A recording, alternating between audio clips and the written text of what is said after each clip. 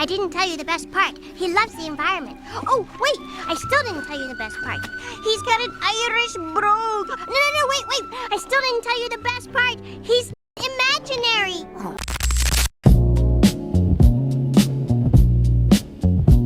Hi guys, we're using an actual camera today. I finally got a charger for my battery, so no longer will I have to worry about running out of storage on my phone while I'm recording, but now I have to worry about running out of battery life on this camera because I only have one battery for it. But that's a problem for another day. We're gonna fix it at some point in time. No time soon. If you can see my pores, no you can't. So as of recording, it is 11 o'clock at night on February 15th. Valentine's Day just passed. So all sense of love, light, and positivity out the window. We don't care about that anymore. We're back to our regularly scheduled hating. So I thought that it would be fun to share some of my fictional crushes. And instead of hyping them up, I am instead going to tell you everything that's wrong with them and incidentally tell you everything that's wrong with me because I like each and every one of these characters despite everything that's wrong with them. And there's a lot of terrible men on this list. So I think this will be fun. I think this will be a good way for you guys to get to know me and what I'm all about. Heads up, this is nowhere near all of the fictional crushes I have. The list changes all the time. If at least one person is like, this was entertaining, I'll make another one. Spoiler alert for literally everything listed here. You've been warned. Ladies and gentlemen, please welcome to the stage. Hello, I'm Gale of Waterdeep. The most important thing that you need to know about me is that I love a nerd with an accent and questionable morals. So Gale is a wizard companion that you can find in a cute little cozy indie game called Baldur's Gate 3. I don't know if you've heard of it. Now, I remember when the game first came out and Astarion was just all over my For You page. I remember when I bought the game, I was like, okay, I'm gonna see what all the hype is about and I'm gonna figure out what's up with this vampire elf man. And then I played and then I saw Will. And then I switched up. And that was going well for a while until the weave scene with Gale, when he teaches you how to do magic. That was just... I folded and I ruined things. I was basically in a love triangle with Will and Gale. And I flipped a coin. I think I actually rolled one of my own personal D20s to see which one of them I was going to go for. The dice determined it was going to be Gale, so I ended up marrying him. So as his virtual wife, I feel like I reserve the right to roast him a little bit. The first and probably most important thing that you need to know about Gale of Waterdeep is that he has a giant orb in his chest that could blow up at any point. And it's worse because he actually kind of wants it to. Throughout the game, you're pretty much like, oh my god, babe, don't kill yourself. You're so sexy. You do that multiple times throughout the game. There were so many points where I was like, Gale, please, we have a cat at home. Stop trying to kill yourself. And the reason that he has this giant orb in his chest is because of his obsession with his ex, the goddess Mystra, as well as his little obsession with power. He quite literally hungers for magic because he eats about 3 of your magical items at the start of the game. We're trying to make sure he doesn't go kaboom in the middle of the night, you know what I mean? He also entertains the idea of becoming a god himself, and I haven't let him do it. I'm gonna do it on one of my runs, but no time soon, because like, be so fucking for real. He has a man bun, which, yes, it is a mod, but it looks so good on him that it might as well have been canon, so it's canon. I don't allow myself to trust men with a man bun, but I let it slide for this one. Like I said, he's a wizard, so if you decide to play a sorcerer, he thinks he's better than you. Heads up if you think about playing a sorcerer in Baldur's Gate 3 and you want to romance Gale, or even have a conversation with Gale as a friend, he has a complex about being better than you because he studies and he reads books, and like, who gives a shit? So next up in the video game category, I'm Leon Kennedy. He's a new development on my fictional crush list. I'm a new Resident Evil player myself. And I'm gonna be very honest with you guys. The main reason I decided to pick this game up is because I saw a still of him from Resident Evil 9, and I was like, okay, sign me up, I get it. And I was like, okay, well, if I'm gonna partake in that, I have to see his story from the beginning. So I ended up buying 3 Resident Evil games for the price of 1. That picture was all I needed to see in order to make a purchase. I didn't even need to see a gameplay trailer for Resident Evil 9 before I purchased 3 of the games. So this is mostly going to be referring to Resident Evil 2 because that's the game I'm playing right now. I got 2, 3, and 4. First of all, Leon's a cop. So, automatically he has to get docked some points. Only slightly because he didn't even really get to finish his first day. His first day on the job, Raccoon said he had a little teeny tiny problem with the virus and it changed the course of his life forever. So, number 2, he's blonde. Morally, I'm not supposed to fold for blonde men. That's just not. Ethically, I just can't agree with that. But there's a couple men I'll let it slide for. Apparently, Leon is one of them. But if I'm ever reading a book and a character and the love interest is described as blonde, I automatically make him a brunette in my head. Because what the hell are you doing being blonde in this economy? Number 3, he runs so damn slow. It drives me insane. There's a 7-foot tall man in a trench coat chasing us in the world's worst police department ever. And he's jogging like I have endless ammo and healing herbs on deck. I don't. I need you to haul ass like you care about living. I don't even know how he passed his physical exams for the police academy if he was running at 2 miles an hour like this. Lastly, because this is a recent development as of Resident Evil 9, he's infected. You're gonna see a lot of the people on this list have died or are dead. They've died and come back, or they are dead. I can't afford another funeral, you know what I mean? I can't keep doing this over and over. Now, I'll be honest, him being infected makes sense, at least based on the way I'm playing, because I've gotten him bitten and killed so many times while playing that the game has asked me multiple times if I want to switch to assisted mode. I'm prideful, so I haven't, and I won't, because I'm going to finish the game on the medium mode as it was meant to be played. No judgment to the girlies that switched to easy mode, because I'll do that in a heartbeat. But the way the game asked me if I wanted to switch, it drove me nuts. You don't believe that I can get this done. You don't believe in me. So now I have to do it. So I won't switch because I'm full of pride. So, if anything, Leon being infected, it might partially be my fault. I've gotten that man killed so many times, and I'm sorry. I just suck at gaming. It's not you, it's me. But it is you a little bit because you won't run any faster than a turtle. He's just a rookie trying to do his best, and I keep getting him killed, and that's my fault. I'm sure as I continue on through the games, I'll be able to add to this list, so if I do another one of these videos, I'll be able to extend Leon's list, but for right now, that's my man, and I'm gonna stick beside him. Up next, we have... It's John Marston, Micah! Oh, I have John Marston on my keychain. Can you see? Hold on. I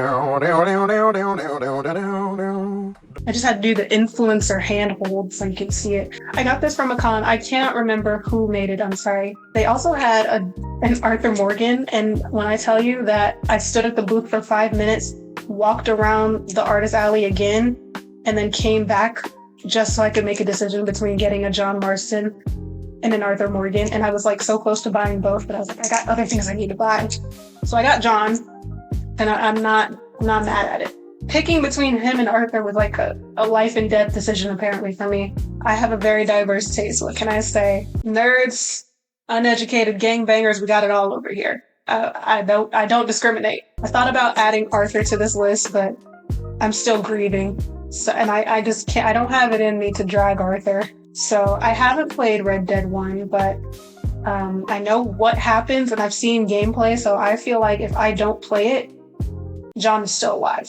Again, your girl can't afford any more funerals for the men on this list, you know what I'm saying? It's too much. It really is too much. So, as I said, John is a gangbanger, and he was a part of Dutch Vanderlin's gang, which is you never really want to associate with Dutch Vanderlin because you're automatically marked for death. Anyone who's ever stepped in his vicinity, you got a target on your back, babe. Death is coming for you just because you looked at Dutch's direction.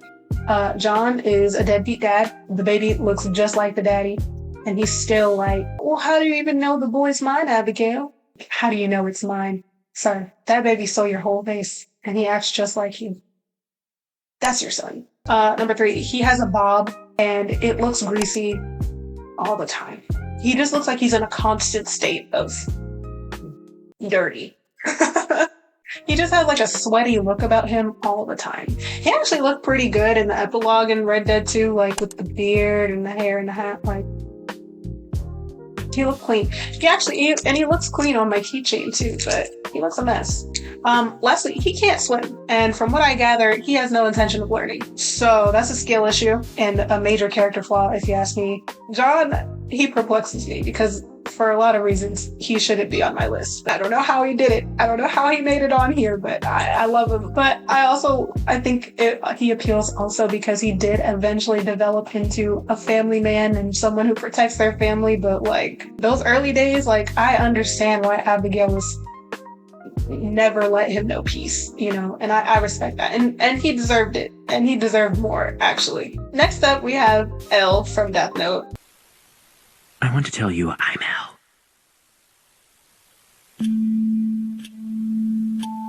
What? If you've never seen Death Note and I just showed you a picture of Elle, like, what would you think he does with his life? Like, what would you imagine him doing for a living? Would you believe me if I told you he was a detective? One of the world's best detectives. Number 1, he walks around in public spaces barefoot, just raw dogging it in Mother Nature. Like his dogs are out constantly, and I think if he is wearing shoes, it's like sandals or something. Like we're constantly seeing his feet. He also holds phone. I adore the way he holds phones, though. I know it's supposed to be a roasting, but like it's hell. He holds phones like this instead of like how a normal person holds a phone. He also has like a staring problem. Like he just. And there's moments in the show, like, I love Elle to death. There's sometimes when he scares the shit out of me by just the way he looks. And he also has, like, eye bags from never sleeping. So, like, sometimes he'll just turn and look at you. And I feel like sometimes you would have to, like, blow in his face just to make sure he blinks throughout the day, you know what I mean? Lastly, and this is a very important part of his character, he has a sugar addiction. I don't know if he's ever eaten a green vegetable in his life. If light didn't kill Elle first, the cookies, cakes, candy, and ice cream definitely would have. Rest in peace, Elle. You would have loved Insomnia Cookie. You would have loved Crumble Cookie. Oh my god. Yeah, that's it. That's all I got. He's a good man to Venom. And it's still like Yagami to this day. Again, as I've mentioned, a lot of dead men on this list. I am a widow. This one hurt. Kenso Nanami from Jujutsu Kaisen. This death really hurt my feelings because it just felt so uncalled for, as did a lot of things that happened in Jujutsu Kaisen, which is why I had to put it down because I was getting upset. All my favorite characters were either getting sidelined or killed. So Nanami is a sorcerer / salaryman from Jujutsu Kaisen that basically wants nothing to do with anything the main characters have going on. And we love him for that. This is going to be short. I really tried to come up with things for Nanami that like gave me the ick. Any red flags? I couldn't the only one I could come up with was him being blonde. That's it. My biggest issue with Nanami is him being dead, and that's not even his fault. Like, he didn't even really want to be dragged into that mess. But he's like, I guess if I'm the only one that can do it, I guess I'll do it, but I don't want to do it. Can you imagine dying on a job that you don't even want to do? Like, he was the definition of, I'm going to clock in, I'll clock out, and after I clock out, please don't ask me for shit else. And I hate this, guys. I hate this. My man is supposed to be here. He is supposed to still be with us. This is crazy to me. Like, he was just supposed to lose an arm. He was only supposed to lose his arm, and they blew him up. And I had to read that. I read the manga. I had to read that, and I had to put my phone down and walk away. Also, speaking of Nanami, have you guys seen the crossover shit between him and Princess Diana? It makes so much sense. And I love Prince Naveen. He was going to be on this list, but I think I might, if I do this again, I think I might make a separate Disney list. But yeah, we love Prince Naveen too. But out of all the cross ships I've seen in my life, Nanami and Tiana are pretty up there. I'm not going to lie. How long was this like this? Oh man, I hope you guys can see that. It's long. Out of all the cross ships I've seen in my life, Nanami and Tiana weirdly make a lot of sense. Like, keep the fan art coming. Switching gears, end up the live action territory now. Next up, we've got the Anthony Bridgerton. The main thing you need to know about me is that I will watch anything with Jonathan Bailey in it. It really doesn't take much. I watched that Jurassic Park movie. Genuinely, there were certain moments in that movie when all I heard was blah, blah, blah, proper name, place name, backstory stuff. Anyway, this is about Anthony, and this is about dragging Anthony. That's what I'm supposed to be doing right now. Anthony Bridgerton is the eldest Bridgerton son, and the eldest Bridgerton child, period. He is the Viscount. He is running the show. However, Anthony sucks at his job. He is always on vacation. He never wants to do it, and I'm happy for him. Him and Kate, first of all, Anthony is one of my favorite ships of all time. They deserve all the happiness in the world, but oh my God, y'all need to do your jobs. Like, right now during season 4, Benedict is in there doodling the money. I don't know where the money's going. I don't know if any money's coming in. They might be in financial straits by the time Anthony and Kate get back from their, 5th vacation. Number 2, those mutton chops that he had in the first season, there was nothing classy about those mutton chops. They decided to overcorrect for Bridgerton season 4 part 2 because I saw the teaser. That man's got a beard. You guys, this is supposed to be a roast, and this is Jonathan Bailey's fault, but the beard, guys. Shout out to Kate one time. She saved that man for real in more ways than one. Anthony is competitive as hell. The idea of playing Uno No Mercy with Anthony, I feel like he would start flipping tables. I don't want to play any games with that man. Lastly, I don't know what the proper term for this is, but he's got a little bit of a fetish for smells. So, God help Kate if she decides to switch up her soap and or perfume. That man is going to go crazy, and not in a fun way. Okay, so this one's going to be more general because I was going to do individual characters, but it would have been so many, and the breakdowns of roasting them would have been so long. So I'm going to try to abridge this. Almost every man in the Vampire Diaries is gorgeous and an awful person. Just my type. I mean, the big one out the way. Not a single one of them is afraid to kill someone. Sometimes they'll even do it in your name, and that's just a lot of pressure to put on you. Damon especially, oh my God, the amount of people he would kill for Elena was just, sir, you gotta stop. In theory, I would kill for you sounds good, but if you keep doing it, it's gonna get old. You don't gotta do that every time. Second, a lot of the men in the Vampire Diaries are hung up on their exes. So, God forbid if you try to start a new relationship with some of them, because they will constantly be comparing you to some girl they used to know in the 1500s. Catherine, Damon, and Stefan, the main reason they even looked in Elena's direction was because she looked like their ex. Jeremy with Anna, the damn ghost. She should have swung on him. Klaus is a baby daddy with daddy issues. Enzo has mommy issues because he at one point was in love with Damon and Stefan's mom. Elijah's in love with Klaus's baby mama. It's so messy. And a lot of them don't even need to turn off their emotions in order to be awful people. Sometimes they just are. And then they turn them off and then they just get worse. It was crazy. That show was really insane when every time I think about how many attractive people they had on that set at one time and I was supposed to just be normal about it. How dare you? Which leads me to my next case. The Vampire Armand.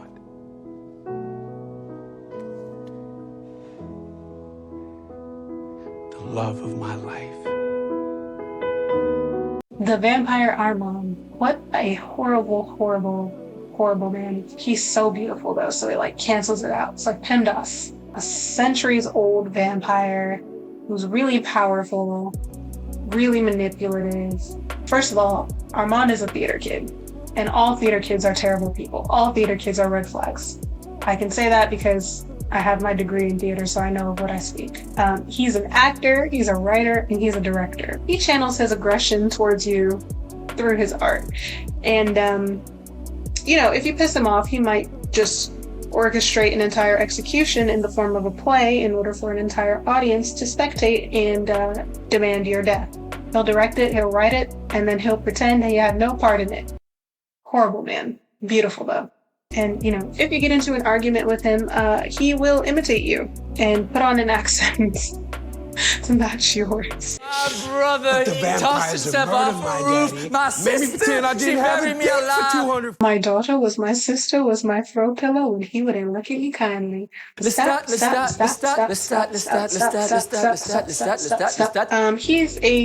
really good liar. He will hold on to a lie for decades, almost a century. One of the biggest lies that he's, held on to, he probably could have held on to for the rest of his life if, a certain senior citizen who has a passion for investigative journalism didn't find him out.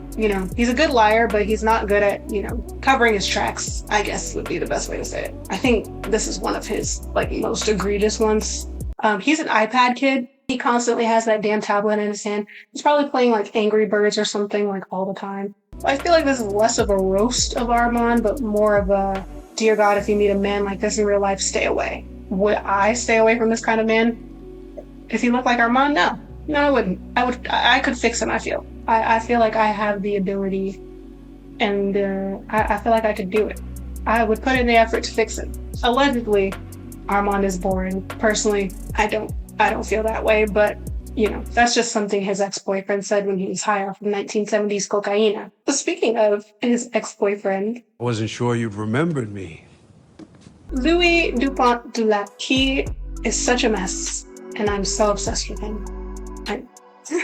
I'm pretty sure Lestat has said the exact same thing in his head. He's such a mess, and I love him anyway. I think he did say something like that in the show. He's probably said it multiple times. I just want to take this time to acknowledge Nola Louis because...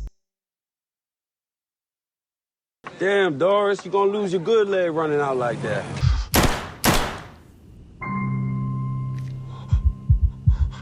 I'll let you reload. Nola Louis, come home. The kids miss you. Louis started out as a pimp in New Orleans, and now he's a crypto bro in Dubai. So he's really just on both ends of the terrible man spectrum, really. Everything that had to do with Claudia, just a good chunk of it was his fault. He should have listened to his blonde husband when he said, "You do not know this girl." Louis has terrible taste in men. He's just like me for real.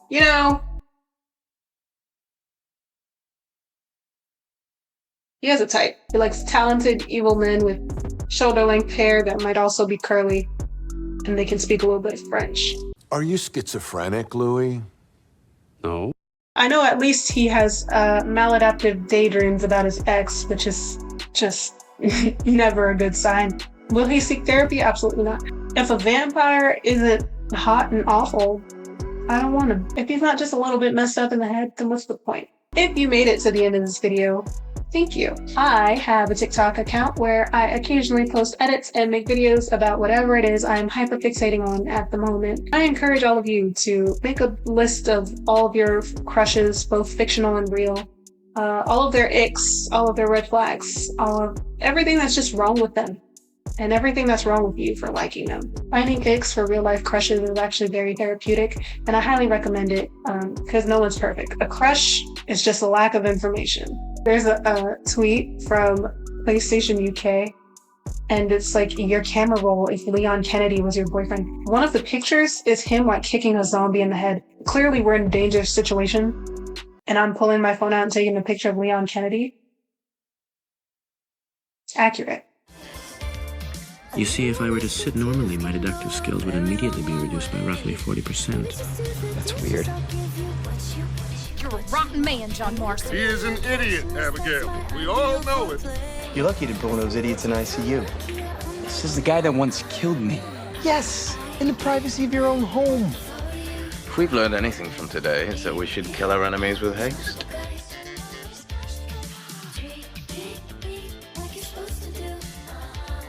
Oh, it's so hard to be me. Picking lint It's so off hard the to sofa? kill humans. I'd written you off as dead. I rose like a phoenix from the ashes. Marriage takes hard work, but it is work that is worth it. Our marriage is not hard work. You are wearisome tonight. Quack.